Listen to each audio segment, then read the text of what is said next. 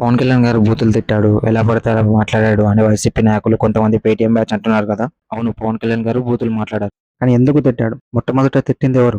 ఎందుకు స్టార్ట్ అయింది ఇది? ముందు పవన్ కళ్యాణ్ గారు తిట్టారా, లేకుంటే వైసీపీ నాయకులు తిట్టినందుకు పవన్ కళ్యాణ్ గారు తిట్టారా? చూద్దాం రండి. పవన్ కళ్యాణ్ గారు ప్యాకేజ్ ఇస్తే వచ్చి మాట్లాడిపోతాడు. నలుగురు పిల్లలు కొత్త కారును మార్చినట్టుగా పిల్లల్ని మారుస్తాడు. 4 ఏళ్లకు ఒకసారి 5 ఏళ్లకు ఒకసారి పిల్లల్ని మారుస్తాడు. ఈ పెద్ద మనిషి నలుగురు భార్యను పెళ్లి చేసుకుంటాడు. 4 ఏళ్లకు ఒకసారి భార్యను మార్చేస్తాడు. ఈ పెద్ద మనిషి నిత్య పెళ్లి కొడుకు మాదిరిగా 4 ఏళ్లకు ఒకసారి భార్యను మారుస్తూ నలుగురు భార్యను పెళ్లి చేసుకోవడం మనతను బాగా చెప్పి నేను కూడా చూసారు కదా, జగన్మోహన్ రెడ్డి గారు తిరుగుతారు. ఆయన తిట్లా కాదు తిరిగి నాకు ఎవరి వ్యక్తిగత జీవితంలోకి నేను వెళ్ళను, దాన్ని నేను రాజకీయ లబ్ధి కోసం వాడను. అలాగే నేను ఎవరైనా సరే మీరు మాట్లాడితే పబ్లిక్ పాలసీ మీద మాట్లాడతాను. పబ్లిక్ పాలసీ మీద రెస్పాండ్ అయితే రెస్పాండ్ అవ్వండి. నేను తిరిగి చాలా అనగలను, చాలా బలంగా మాట్లాడగలను. కాకపోతే దానివల్ల సమస్యలు పరిష్కారం అవుతాయి అంటే ఖచ్చితంగా పెట్టుకుంటాను. అదే వ్యక్తిగతంగా మాట్లాడినప్పుడు ఆ సమస్యలు పరిష్కారం అవ్వవు. 2017, 2018 నుంచి జగన్ గారు అధికారంలో లేకపోయినా పవన్ కళ్యాణ్ గారిని వ్యక్తిగతంగా దూషించడం గాని, వారి భార్యల గురించి మాట్లాడడం గాని, వారి పిల్లల గురించి మాట్లాడడం గాని చేశారు. దానికి పవన్ కళ్యాణ్ గారు చాలా పద్ధతిగా రియాక్ట్ అయ్యారు.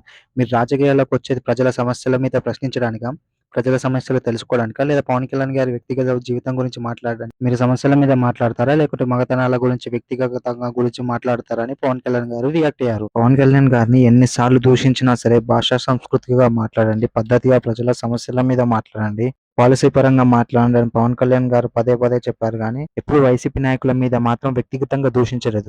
నిన్న కూడా జగన్ రెడ్డి గారు మాట్లాడినప్పుడు, వైసీపీ నాయకుడు జగన్ రెడ్డి గారు మాట్లాడినప్పుడు నేను ఒకటే తెలియజేయడం జరిగింది పార్టీలో ప్రతి ఒక్కరికి, దయచేసి దీన్ని వ్యక్తిగతంగా చూడకండి దీన్ని. ఎందుకంటే ఇలాగ అందరం చేసి సమస్యని మనం పరిష్కరించాలి, ప్రజల సమస్యలు. అంతేగాని ఆయన అనేది వ్యక్తిగతంగా దానికి అందరూ స్పందించేస్తే సమస్య మరుగున పడిపోతుంది. దయచేసి నేను అందరినీ వారించాను. అలాగే వైసీపీ నాయకులు కూడా జగన్ గారు అధికారంలో ఉన్నారు కదా అని ఎలా పడితే అలా ప్రజాప్రతినిధుల స్థానాల్లో ఉండి కూడా నోటికి ఎంత వస్తే అంత వాళ్ళ ఇంట్లో వాళ్ళ అక్రమ సంబంధాలు పెట్టుకున్నారని, వారి భార్యలని, వారి తల్లిని, వాళ్ళ పిల్లలని ఎలా పడితే అలా తిట్టారు. చివరికి పవన్ కళ్యాణ్ గారిని మరియు వారి అన్న చిరంజీవి గారిని కూడా నరుకుతామని బెదిరించడం జరిగింది.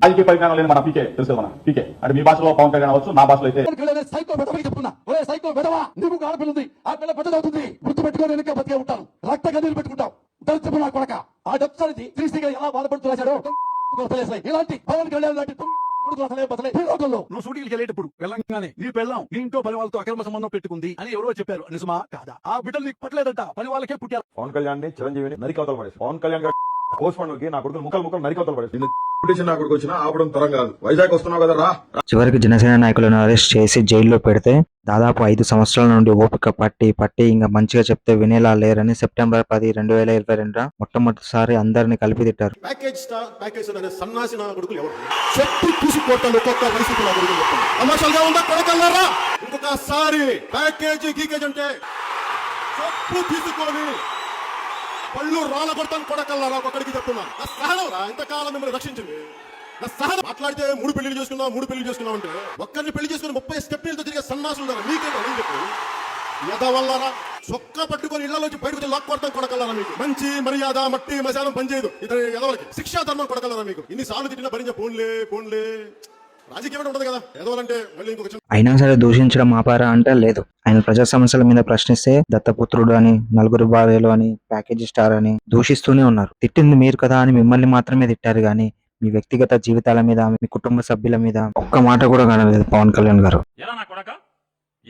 మళ్ళీ పెళ్లి చేసుకోవడం మొదలుపెట్టి ఒకసారి కాదు, 2 సార్లు కాదు, 3 సార్లు 4 సార్లు చేసుకోవడం మొదలుపెట్టి ఈ దత్తపుత్రుడు ఇదే కార్యక్రమంగా పెట్టుకుని అమ్మాయిలు లోపరుచుకొని వాళ్ళని పెళ్లి చేసుకోవడం, 4 ఏళ్లు కాపురం చేయడం, మళ్ళీ వదిలేయడం, మళ్ళీ ఇంకొకరిని పెళ్లి చేసుకోవడం, మళ్ళీ వదిలేయడం. వారిలా నలుగురిని పెళ్లి చేసుకుని 4 ఏళ్లకు ఒకసారి భార్యను మార్చలేదు. ఇప్పుడు 7 డేస్ ప్యాకేజ్ అని చెప్తున్నారు. ఈ రోజు ఈ ప్యాకేజ్ పిచ్చి పుట్ట ఎవరో పవన్ కళ్యాణ్ ఈ రౌడీ మూకలు కూడా చెప్తా ఉన్నాను. నేను చాలా హ్యాండ్స్ ఆన్ పొలిటికల్ లీడర్ గుర్తుపెట్టుకోండి. ఎంత పద్ధతిగా మాట్లాడతాను, ఎంత పాలసీ మేకింగ్ గురించి మాట్లాడతాను.